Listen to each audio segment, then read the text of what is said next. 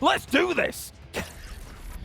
Rarely have we ever, if ever at all, had 4 teams fighting for the trophy in the very final match of a global championship. We are dialed in, we are ready, and hopefully the players are as well, as we for the last time in all of Esports World Cup take to the battlefield to crown a champion of what will have been one of the most tight races in all of PUBG Esports history. The level of the teams here at play, Toby, the absolute massive implications of who will win this tournament, not only for PGC, but also winning Esports World Cup. The pressure on these players. This is an immense and an incredible event so far. And of course it's going to end like this. Absolutely insane. Of course, we have to right off the back look for hot drops. Look for chaos that does sometimes commence in these final matches. I'm seeing BB Team and TSM scarily close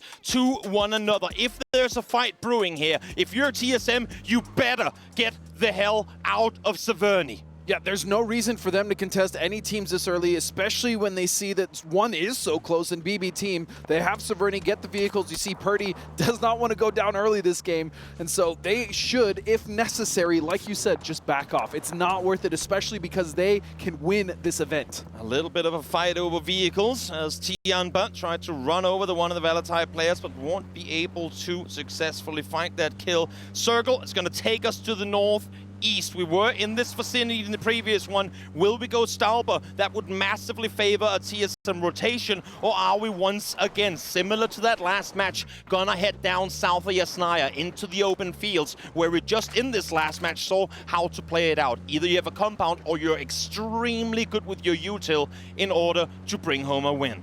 Well, you can imagine for a team like TSM, they are going to rotate towards the north side. As the last time we were here, it actually did pull north, Toby. We did go towards Stauber. Circle posted a little further towards the south, but I mean, you can see just how open this circle is as far as the teams within it. Realistically, because of the plane path, a lot of teams have actually opted to go towards the south side, so the entire north is free. The entire east is free. There's a lot of room for these teams to set up early. You can imagine Falcons being one of those teams. The Expendables as well can set up traps. They are one of those teams that desperately need to get points, not necessarily to win, but to push themselves in the top 8. Now, I want all you viewers to get to the top of the highest mountain in your nearby vicinity and yell at the top of your lungs for everyone to tune in to this match, because we are about to witness, I can only imagine, the most insane ending that we've had in a very long time to what we already knew coming in was going to be a close tournament. I don't know if I'm ready, Toby. I don't know if I'm ready. This is going to be probably one of the best endings we've ever had, especially with how close this is towards the top, but also how many teams can shift within the middle of the pack. Yes.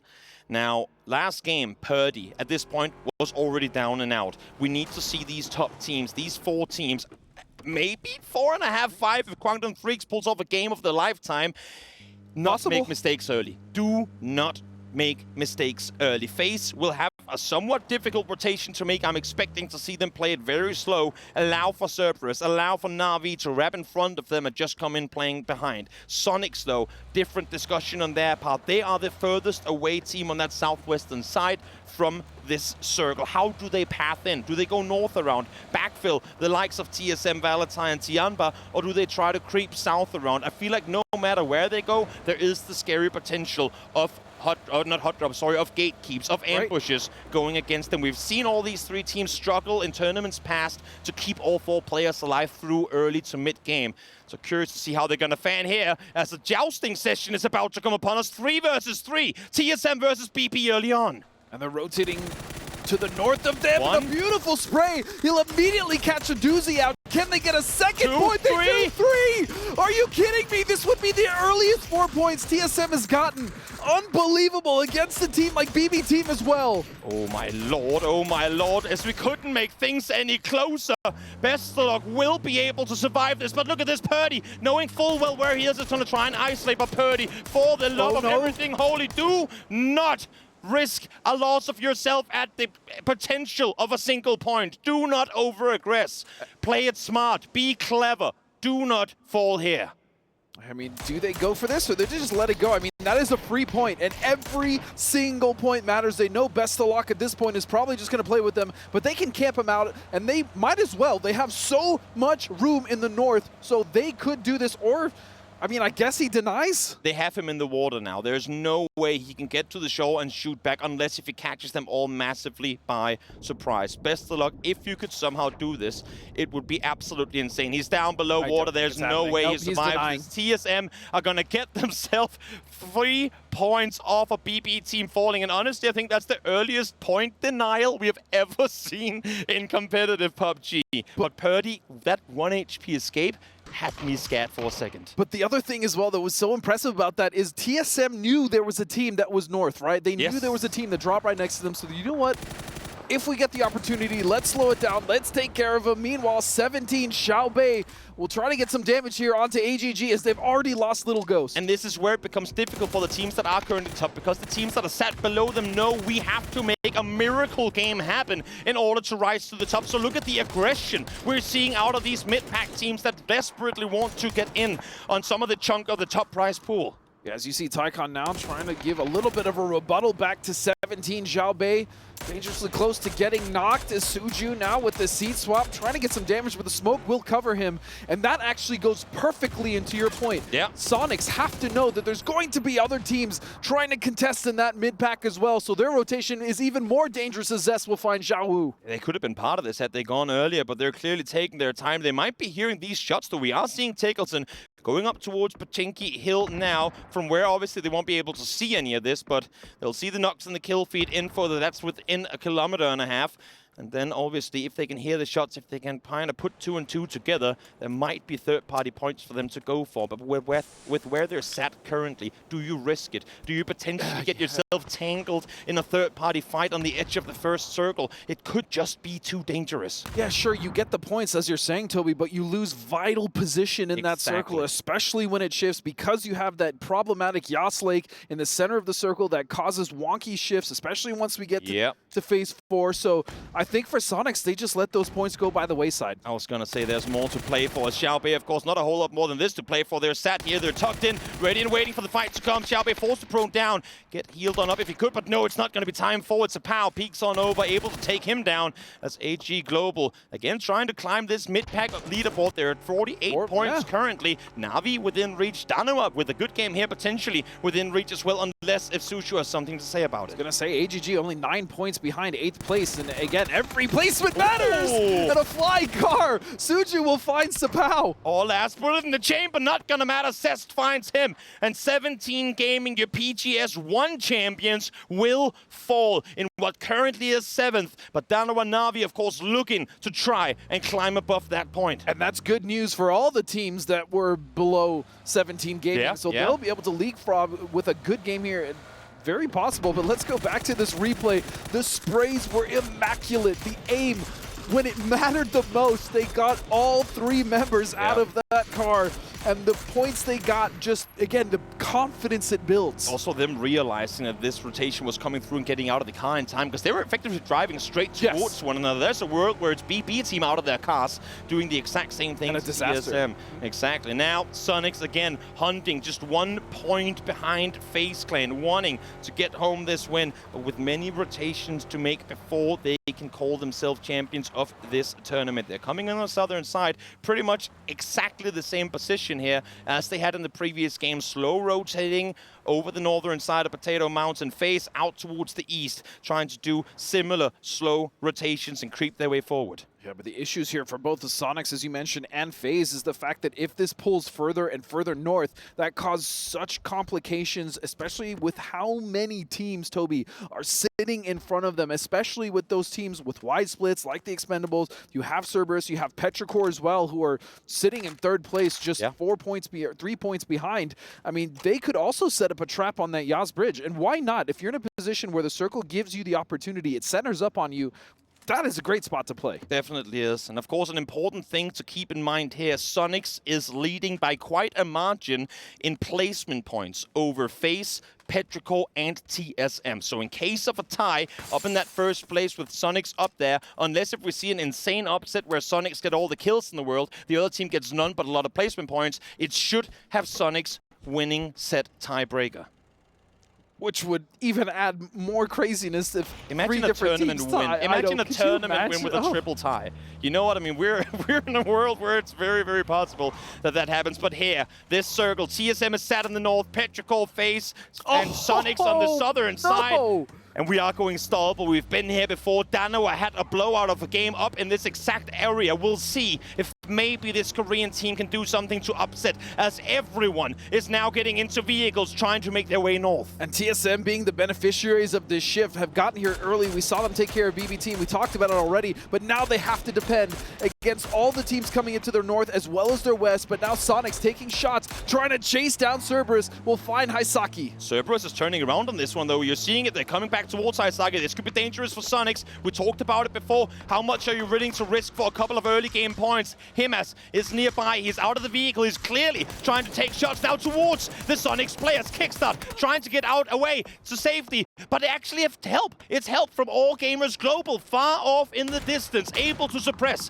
potentially allowing for Sonics to get out of here alive. Are they turning around on this too? No, I think Sonics is just trying to get out of there. They're trying to get away as quickly as possible. They'll at least find the dip for now, and it looks like they're going to stop. They're going to stop on this fight, Toby. They're going to try to take it to Cerberus. Sonics is turning it around. Dogmite down already. Adrian down to low HP. Himas can't hit these shots that he so desperately needs to land. Shrimsy able to take down Haisaki as well as they find Sololsi too. This could be a clean sweep for Sonics, a perfect start to the final match of the tournament, but they need to find Himas, and there they go. 4 points in the bag for Sonics early on. Beautiful wipe coming out from the Sonics, and they don't take a single knock in return. And so now if they wanted to, they could shift to AGG, but AGG has wisely decided, you know what, that fight's over. There's no knocks available. Let's just get into the circle, but this buys Sonics some much needed time. With everything on the line, the daringness to turn around, to go for that fight. Insane kudos to Sonics, let alone for daring, as they will be the first team to jump into the 100+ points. And now look at this, 3rd and 4th have found each other. No knocks come through so far, so maybe not fully aware of exactly what team they're facing right next to them. But when they do, when TSM and Petrichor realizes just exactly who they're up against, I think that heart rate is going to go up just a little bit higher. We got to bring it down for a second here. And so the Sonics at the very least should realize that Yasnaya is most likely not occupied, maybe at most by 1 or 2 teams. Looking at the circle, they can imagine that most of the teams are going to opt to go for a more eastern, western, or central location here. Yeah. But how do they rotate? What is their decision? Do they take that risk of Yasnaya? Well, sure, we have the bird's eye view. We know it's completely empty, but is that even a risk that they want to take after getting in such a high-octane fight so early? Look at the competitive level of PUBG that we're in. PGS 1 champions, they're down and out. PGS 4 champions are down and out. The PGS 3 champions didn't even make the finals here. It's a whole new set of champions waiting to be crowned as this game continues forward. Relo down to 2 bullets, might want to loot just a little bit more as we now hop over to Day Trade, a team who might not in this position be able to get a win, but could definitely stir some trouble further up. But it's 7-7 to find the first knock onto Norins. Yeah, Norins and Tiamba have had issues all event, mainly just keeping multiple members alive. Yeah. Past 2, past Circle 3. Finally, they have a chance here to get a good amount of points. Flashstone making it much more difficult, but they will recover at least with 3 kills and an opportunity to still climb up into 8th place. Tough break for Day Trade here for sure, but I think overall a tournament they can be very proud of. Oh, look at this shit. People here not expecting Day Trade to come out with flying colors, but they were clearly miles above the best team in all of Apex, something they, to me, can be very, very proud of. As you said, Circle shifts towards the west face now, starting their rotation. They are the team the furthest from the circle. The team following them is Sonics. In the meantime, TSM, Petrichor are both sat dead center. Petrichor know that they have a big opportunity. Same with TSM. The pressure on these teams to just hold on to that position, make sure that they defend from anyone trying to crash in. Fortunately for them, the terrain actually does favor them, and so they won't have anyone necessarily driving up quick. But now, looking at FaZe, this is such a smart rotation for them, going all the way to the north, avoid everything happening on the east and the west. If our eyes go to Sonics for a second, though, here as TSM is trying to figure out what's happening for Sonics, how do you approach? How do you approach this mountain, knowing there are teams set right in front of you? Freaks are over on the western side, Danawa towards the east. It's a Korean wall they're effectively running into. If they can get over the Asnaya wall first, of course, being just a small fence line. We'll see here if Sonics can somehow, you know, we can laugh a little bit. We try to be serious throughout all of it, but let's get some laughs out of the way now, because we know chaos is only going to unfold from here on out. But as you said, KDF, you know, holding that 2-2 split, Noling as well as to the east side on that hilltop, that is such a strong position, especially if a team is coming in the south. My worry for Sonics is that they might gatekeep them straight into Danawa, but look at Falcons. Falcons are right there as well. This is, God, this is going to be do or die for Sonics. What better or worse than America versus America, a story as old as time, being held to happen in the very final match of the tournament. Now, Falcons have kind of slowed things down for a second. This shot right here brings me back to a US falling down a hill and taking out all of Sonic. So please, Coop, do not fall down that hillside.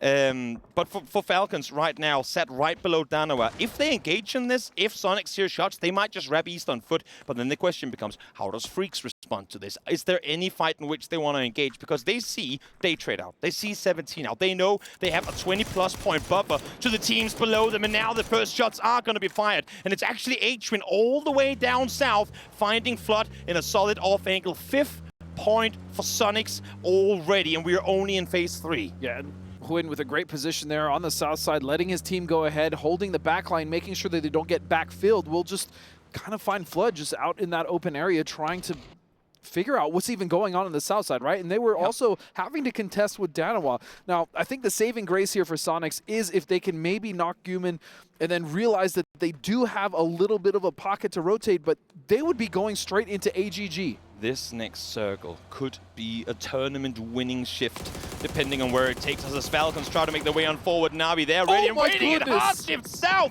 We talked about how Sonics would have to press the hill, but now they might not have to at all. So said, phenomenal 1v2 here as he sweeps over to the mini. Solid hip-fire shots coming in as he takes down the double. Now, for Na'Vi, they have a rotation to make, FaZe have a rotation to make, and Sonics has just received the hard shifts of hard shifts to potentially win them this tournament. If this went further north, I would have lost quite a bit of hope for Sonics, not because they don't have the skill, but the amount of teams they would have had to traverse through. More importantly, now looking at FaZe, looking at Na'Vi up on the east side of this, they are going to have to contend with not only Na'Vi, but also the Expendables. 2 members still left on that team. Huge for Sonics as well is that they know full well they're the team further to the south. They have nothing to worry about behind them. Normally, you see these teams spending time in this mid phase clearing out the south. They can focus full uphill. They don't have to worry about it. There might be a sweeping play coming through, but for now, all they have to do is sit tight and hope to see FaZe, Petric, or TSM on the losing side of the kill feed any moment. I'm still trying to wrap my head around how this has played out and how perfect that circle was, not only for Sonics, but Petrichor as well. He's trying to stay alive here as they find one, find two, fighting on multiple fronts now. Glory's down, Hagatori down as they try to venture further forward. So far, no casualties on their side, but Tanru priming a nade, lobbing it up forward. Not going to find much as I say that. Perfect throw. Gustav, first one to fall. And the Expendables, Tanvu could ruin this tournament here for FaZe with multiple members down now, and one just straight up being flushed. FaZe down to 3. Yep. Gustav down early on, not what you want to have happen. Gustav has played a phenomenal part in this FaZe climb to 100+ points as well. This is so close, and fortunately for FaZe, there is only one member left that they have to deal with. But more importantly, look at the ridgeline in the northeast. They actually have a pocket to play. Yep, definitely do. We just saw Na'Vi get completely dismantled by Danawa as well. Happened off screen, but out towards the east. That's going to allow for Danawa to play way more wide. Now Petrichor joining the kill feed. Fex getting points as well. And that's my main concern here. Yes, Sonics already has 5, but how many more points are they going to be willing to try and go for outside of potential placement points coming their way? Fex, yet another one, as they now are sat just 1 point behind Sonics. Oh, this is so close. You also have TSM still with 4 members alive and 5 kills into this game. But more importantly, looking at Sonics, KDF has conceded the south. So they've actually opted to move more north, be more central, and they've given Sonics just just a small, very small amount of room. Yep, definitely have. Danawa looking towards the north. TSM now doing the exact same thing. They were well aware that Valatai was nearby, and now they find Kiss before he gets to wrap further towards the northern side. So Valatai, just 2 players left alive. They will take out Tianba, who will fall in 10th, but now they have to stand strong against TSM. The last 2 members of Valatai, as you said, standing or trying to stand strong against TSM, who are rotating in on the north side, and they're going to have to contest with Petrichor. And more importantly, once they start this fight with Valatai, that might be the signal for AGD to come up and try to third party. We said Danawa has played phenomenally in this area of the map before. They're looking to do so yet again. Purdy, arms shot to the chest, has to slow things down here as Valatai trying to hold off, but Purdy out of the vehicle too soon is going to fall. Now will Valatai respond? It's obviously just Latai left, but Luke down. Purdy knocked the blue. Still 25 seconds from closing in, but this is not what they needed in this situation. No, this is the last thing TSM wanted. Sparky now has taken some damage, so he's going to have to back off, which does not buy Alo the time, the much-needed time to get a res. The nade might push him back, though, and he's just going to go for it. He's going to get his IGL up. FaZe inside the circle almost. Jeem still trying to make his way there, but Latai is here now. All Gaming Global is coming over the top. A little bit of a saving grace for TSM that Petrichor take out Valatai, but here comes All Gaming Global. Just one ridge line further towards the west, and they should have eyes on them. And the problem now for TSM is they've been embroiled in this fight for much longer than they wanted to with just 2 members, and they're going to have to make a send in. They just have to go straight in, and they're driving right at AGG, who's going to see this vehicle coming down, and the return fire coming from TSM. But look at this, it's actually KDF giving them a little bit of help. Purdy will fall. Freaks are doing God's work for TSM right now. Yes, they lose Purdy, but let's see how many more they can keep alive on this rotation. Ixlet takes out Sparking, instantly wants to confirm those points. As Halo is seen as well, and that is TSM. Our 4th place team down and out. And one of the biggest threats to win this tournament, as you said, are now gone. So it just comes down to Sonics, FaZe, and Petrichor Road.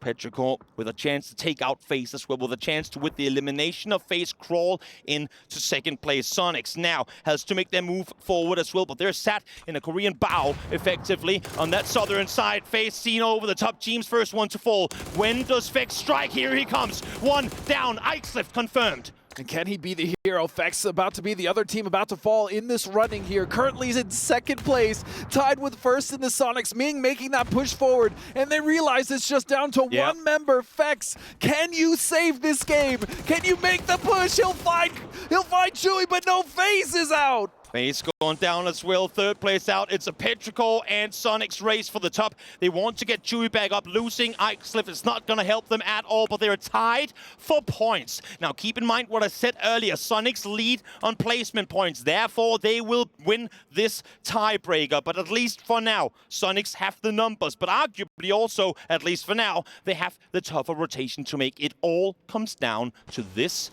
next circle. Do we go north? Do we go south? Or do we center up?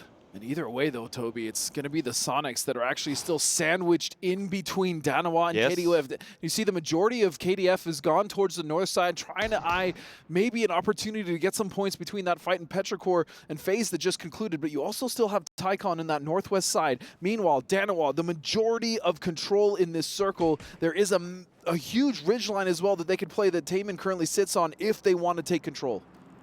This is madness. This is huge. And going back to Sonic's pulling up on that Cerberus fight earlier as well. I feel like all these teams have had moments in the early game where everything could have gone against them, but they're playing so aggressive, trying to bring home this win. Chewy now peeking forward, spots Quantum Freaks. Little does he know that leaving Freaks alive, at least for a little while, could potentially help in holding off Sonics, but they have given space. The Korean team has opted to go up towards the north, now forcing Petrichor to think better of it. As a matter of fact, both teams have started to give space for Sonics to creep in down below. Yeah, the timing for both of those teams moving, as you said, giving Sonic space is actually quite ridiculous at this point.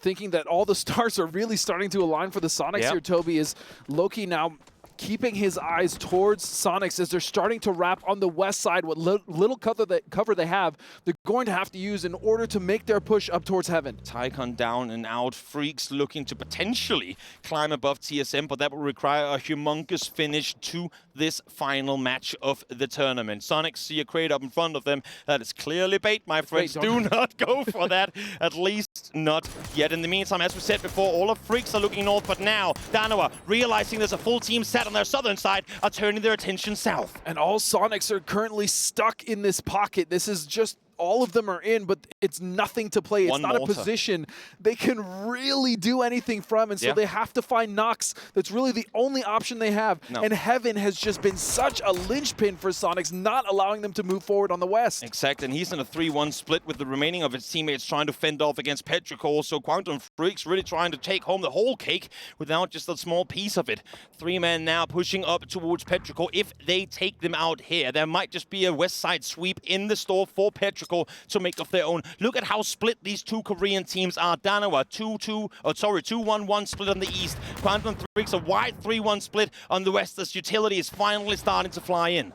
Petrichor just thwarting this push a little bit. You see the Freaks kind of going on a back foot just for a moment. It's a tie. We're tied with the top 2 teams fighting right down to the end here. Never has a tournament been this close, and Petrichor inside the circle, but only just exactly. The last 2 circles has favored Sonics and allowed for them to stay on the southern side, but look at the angle that Taemin now has over the top. He's a solo player, so I'm not sure if he's going to take the shot, but at least he's going to feed the info across to his teammates that they have Petrichor set right on this side as the circle send us up, favoring neither Sonics or Petrichor. And you can see KDF was posturing. They were actually re-aggressing on this fight between the Petrichor road, which makes me wonder, are they actually just going to push it? Are they going to force this because they know that they need to get in the circle, and the last thing they want to deal with is another team on the north side? Yeah. Quantum Freaks are burning through the util by the second. I don't think they have a whole lot of lethal throwables left. As now you see here, shots are starting to be fired on the southern side. Freaks are being massively suppressed by Deal and Inonix. A placement point alone, a team eliminated of one of the 2, and Petrichor could beat Sonics and the other way around as well, as one of them outlive the other with the way that the standings are currently set. And you can see Sonics are not trying to move just yet, even though their backs are against the blue. They're just waiting for the last possible moment to move to see if they have any sort of advantage, and you can see the smoke wall is starting to form, which will give them a little push forward. Important knock coming through from Summer. They're trying to figure out, do we go west, do we go east, how to re-approach this next shift. The circle has swung towards the east, but they want to wait for Freaks to try and make a move down the hillside first. Petrichor Road jumped up by that 1 point, so they are currently sitting in first place. Sonics now moving with that smoke wall, and they've actually been given room. They have room in the southwest, and they will find a spot to play. It is quite open, though. They're not inside the circle just yet either. They have to crest around the eastern side of that ridge line from where they would be visible to Danawa. This fight is still going on. Petrichor against Freaks, 5th against 2nd, trying to decide who's going to win this tournament. The thing is now, Sonics are going to see this up above. They might just want to engage on this. They have to hold with their backs turned. Yes, they do. Oh, they do. And so that is it. The Freaks are gone, and Sonics get the majority of those kills. Exactly. 2 points rewarded for Sonics. They're going to be set tied still at 109. 4 teams left alive. Sonics and Petrichor both knowing where they have one another now. As Snakers finally joins the party, finds Ming. Summer down as well. Petrichor down and out. And that should confirm it with them eliminated in 3rd. Unbelievable. The Sonics end up doing it, but still, Danawa has the opportunity. They can jump up. They can take 6th place. They can still make this work. And yes, for the Falcons, they can jump Na'Vi at the very least, including AGG. Everybody wanted Smash Rule. Everybody wanted to see the winner of the tournament win the final game. Well, you might just see it here, even without those rules in place. Danawa, 4 alive, have won a phenomenal game, almost in this exact position. The way they have been playing the east side of this circle up until this point has been absolutely amazing. But Sonics, they allowed them in. Now there's one more circle for them to push forward into. Only 4 smokes left to work with. What do you do here if you're Sonics? And this brings me flashbacks from last year's Gamer 8 when Sonics were also in this position around Stallberg, going towards that 2nd place. Well, I believe they got 2nd place in the final game, but confirming their win. But this time, going for it all. 4 members alive. They still have to push into the circle, Toby. Tickleton prone down alongside his teammates, trying to make space, making their way forward. Snakers falls. Sonics and the rest of the players look towards them and say thank you for the help. But now Danawa want to claim yet another win here on this side of the circle. With a win, they could take over Day Trade in 6 players potentially. 2 players down. Danawa is full speed sending it. And just like that, 2 members left, 7 kills. The win, as you said, will propel them above Day Trade, which is... the implications are still quite important here, as there's only 2 members up. They actually managed to get 3, and they're trying to get Tig up here as well. Just exactly got all 4 players up just for Kickstart to be taken down once again. Again, the isolation play on the side of Danawa has been picture perfect. The steal set around the southern side, goes for H-Win, finds him as well, and there you have it. Danawa will win the final match of the tournament, but our eyes instantly go to the Sonics. What an effort they have put through. They conquered Americas. Now they've conquered the world yet again. They are your PUBG Esports World Cup champions, Sonics!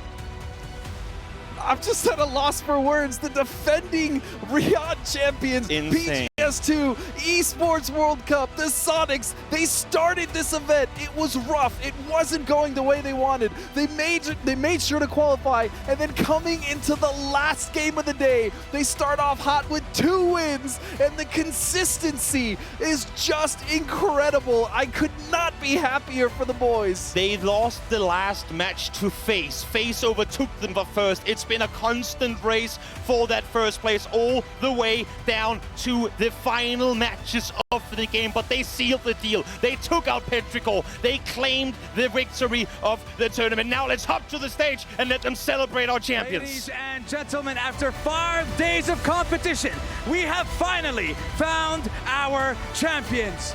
Boys, join us on the stage. It is time to claim your trophy, and it is time to cement yourselves in the history books of the Esports World Cup. Barney, this team has done it before. They came back, and they did it again! The Riyadh champions, that's how we're gonna call it, on the main stage right here at the STC Arena. What a performance, right down to the wire, facing off against Petrichor Road in that final moments. And yes, here they come, walking over to the trophy. Boys, we will get the Keymaster to come over here and to help you out to place your legacy in the middle of the Esports World Cup trophy. Where's the Keymaster? You guys had Here to he leave is. it. You left it to the Right. last possible second. Tears in their eyes. Boys, claim your key and insert it into the Esports World Cup trophy. PUBG fans around the world, we have our Esports World Cup champions of PUBG. It is Sonics!